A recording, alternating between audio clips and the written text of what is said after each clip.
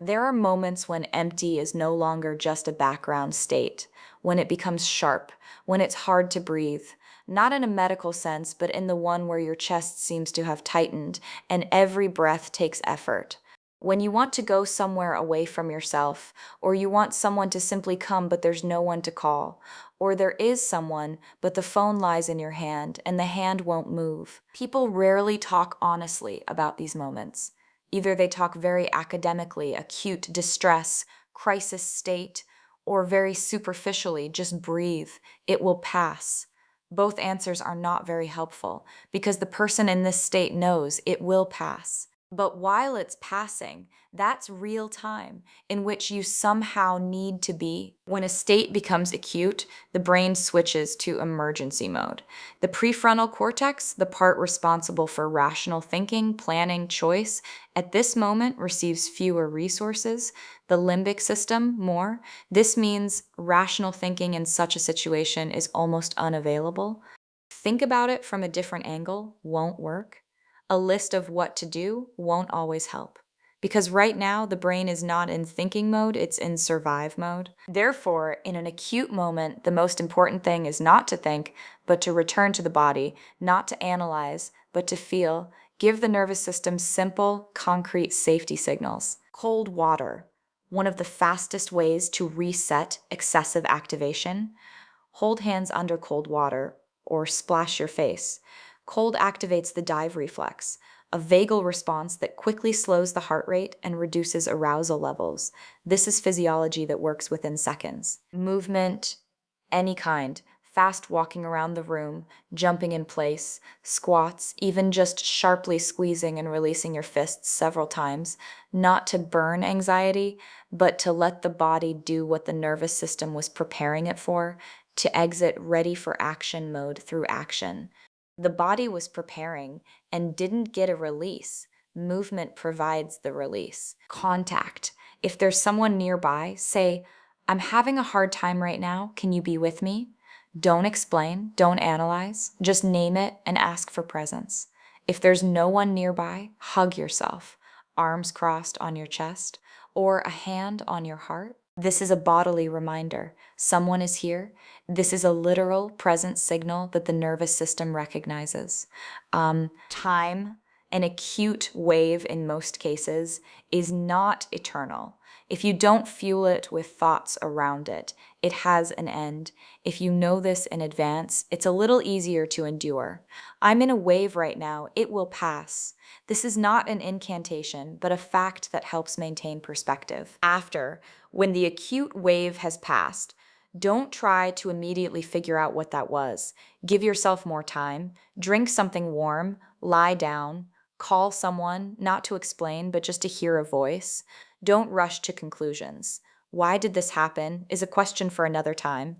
Right now, just be. One important and direct thing, if such states recur frequently, or if thoughts about self-harm appear in these moments, this is an important signal to contact a specialist, not because something terrible is happening or because you're weak, but because there is support that goes beyond self-help, and you have the right to it. And one more thing about what happens in the body and why some reactions seem illogical. During acute distress, the nervous system can choose between three modes: fight or flight, activation, movement, excitement, freeze, numbness, detachment, as if everything is happening from a distance, collapse, a feeling of complete exhaustion, wanting to lie down and not move. People often fear the freeze or collapse modes. They think something is wrong, but this is also the nervous system's reaction to overload.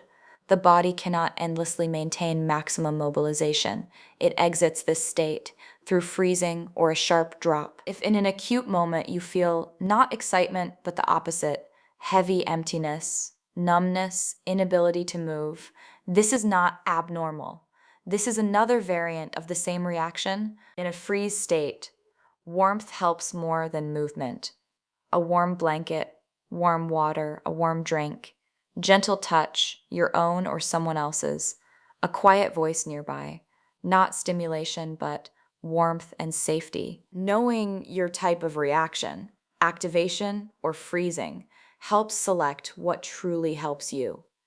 because the advice, move, move, move, suits some and may not suit others. And about the moment after an acute wave, shame often arises. Why did I fall apart like that? What's wrong with me? Normal people don't react that way. This shame is sometimes more painful than the state itself. But here's a fact. An acute state is not a choice.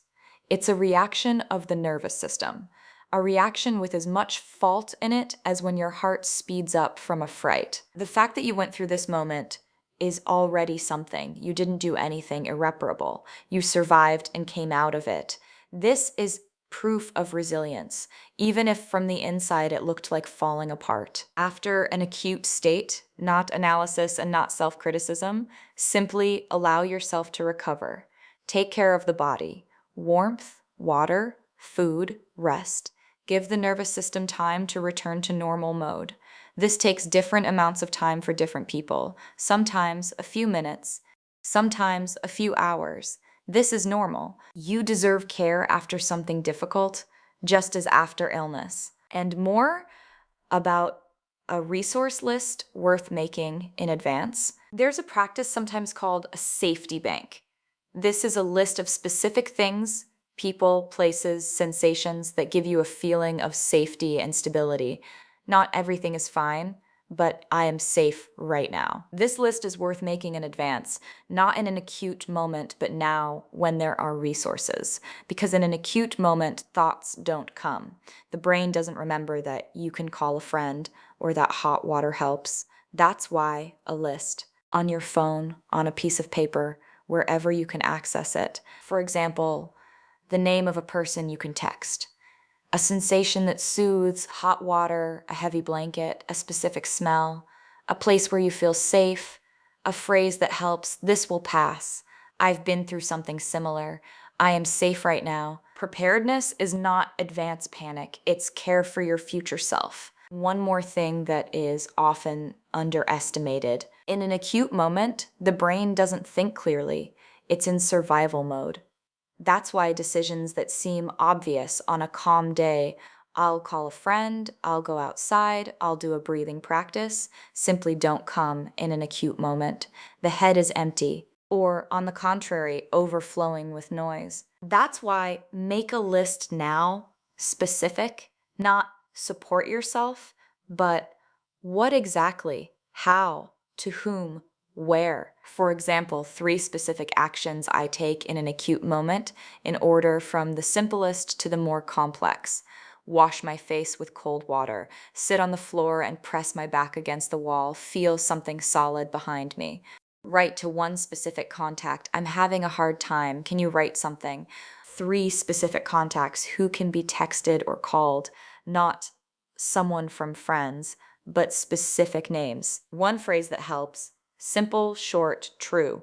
This will pass. I've been through this before. Right now I am safe. This list is not a guarantee that everything will be fine, but it gives a point of support when no points of support remain, and it is proof that you took care of yourself in advance, and that in itself is a small act of love for yourself. After the acute wave has passed and you've recovered a little, there is one very valuable action: to record, I survived this. Not that was terrible, but I survived. This sounds banal, but for the nervous system, this is an important record.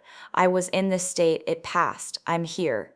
Each such record is one more proof that you are resilient, that you're coping even when it seems you aren't. The nervous system learns through experience, and the experience of survived, held on, is one of the most valuable that can be accumulated.